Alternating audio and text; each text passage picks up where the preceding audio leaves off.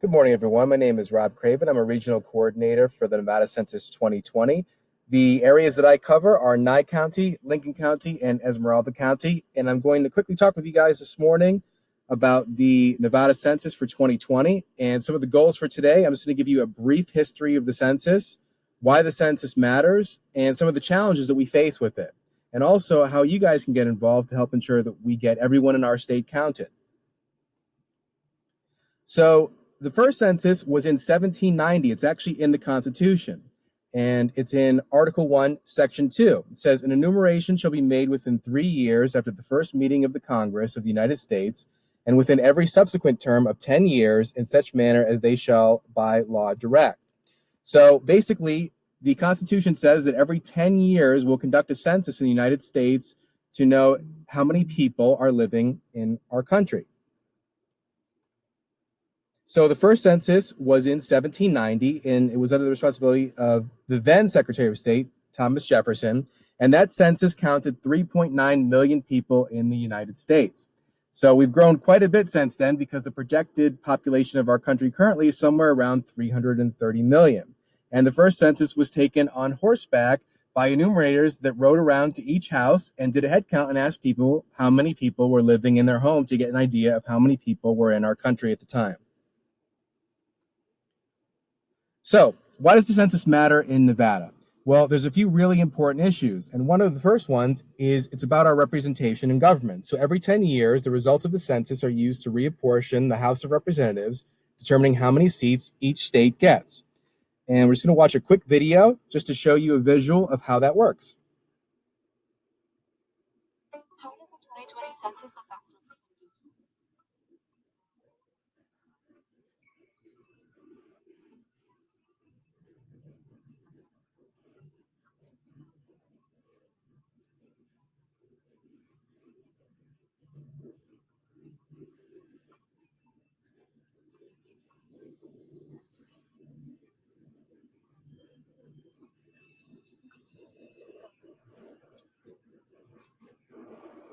So as our population grows here in Nevada, which it has greatly over the last 10 years, it's important that we make sure we know how many people we have so that we're getting as many representatives as we deserve in government.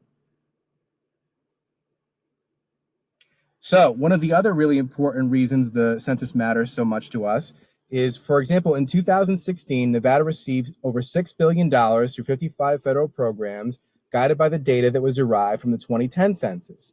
So an undercount in Nevada means losing out on that funding, which would then go to other states. So basically, it's estimated that for every single person we count in the 2020 census, Nevada will receive $20,000. So that's every man, woman, and child in the state. Every single person that we count is an estimated $20,000 over 10 years that we will get in funding. So also that means that for every single person we miss, we are losing that potential $20,000 to other states as those government funds are dispersed out based on population. So even if we miss just a few thousand people in our state, that's tens of millions of dollars in funding we miss out on. And that funding goes to many programs that are extremely important: healthcare, education, public safety, roads and infrastructure, affordable housing, and a lot more. So that's things like brand new schools, breakfast and lunch programs for you guys, Pell Grants, also our hospitals, Medicaid, child and adult food programs, our fire departments, our police departments, emergency food programs, all of our road projects. For example, the lane widening we're doing going into Las Vegas, all of those projects are extremely important, especially as our population grows. So it's extremely important that we make sure we get our fair share of that funding by making sure every single person is counted. And kids count too. Every single child in our state, including newborns, counts as well. So that's $20,000 for every one of them. We have to make sure that we get all of our kids counted as well. And kids are actually one of our hard to count populations where we tend to miss a lot of them in each census that we do. So it's really important that you guys talk to your parents and guardians about making sure that they do their census and get you guys counted as well. It's projected that about $745 million in educational funding is going to be coming to our state over the next 10 years from this current census that we're doing. So my family of 5, my 3 kids and my wife, is $100,000 in funding. So when we did our census a couple of weeks ago, basically we're bringing about $100,000 in funding back to our state. So it's really important. You can check our progress as well at 2020census.gov on the response map. So the national self-response rate is currently at 51%, and our response rate here in Nevada is 51%, which is the first time that's happened. So we're actually doing really well as a state, and we need to keep that up so we can actually beat the national self-response and be one of the top states reporting back. Now, in Nye County, where I live in Pahrump, we're only at 34.7%, and some of our other rural communities are even lower than that. So it's really important that we all do our best to spread that information to everyone we know and encourage them to do their census. One, we want to make sure that we're right up there with the rest of our state, showing that we really care about the funding and the representation we're going to get in government. And so we have to do our best to let everyone know that they need to go online or by phone or by mail and complete their census. So we're currently at 34.7% in Nye, and we're behind the rest of the state. So we've really got to do a lot of work here as well. And in your communities, you can go on the census tracker and see where you are at as well. So a few of the challenges that we face with the census is distrust in government, some misinformation about what the census is for and what it does, and some of our hard to count communities. So some of the issues that we face with that distrust in government is privacy concerns. People are worried about what that data is used for. And so the information collected is stored on private internal Census Bureau networks, which is isolated from the internet by firewalls. It's not shared with any outside agencies.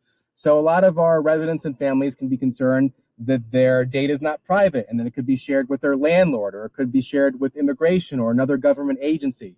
None of that is true, and it's important that we help everyone understand that. So all of that census information is collected just to produce statistics. It's not shared with anyone else. It's not shared with landlords. It's not shared with schools. Only the Census Bureau collects that data. So how you guys can help is make sure that you share the census with your family, with your parents, with your guardians. Ask them if they've completed their census. Let them know what the census is for, how much funding it brings in.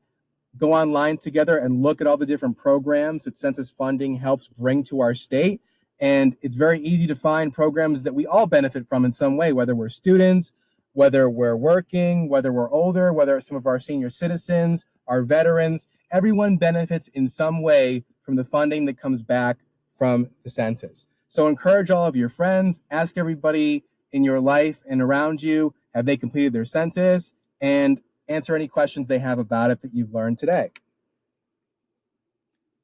So you can respond to the census online at census.nv.gov. You can also respond by phone, and a lot of your parents and families may have also received a census in the mail that they can also return through the mail. Here's a quick class exercise that you guys can do. Talk to your parents and guardians about the census. Ask them if they've already completed it. If they haven't, encourage them to do it tonight. How many people are there in your household? So multiply everyone in your household by $20,000. For example, if you have 4 people, including you living in your house, that's $80,000 in potential funding we can get from the census.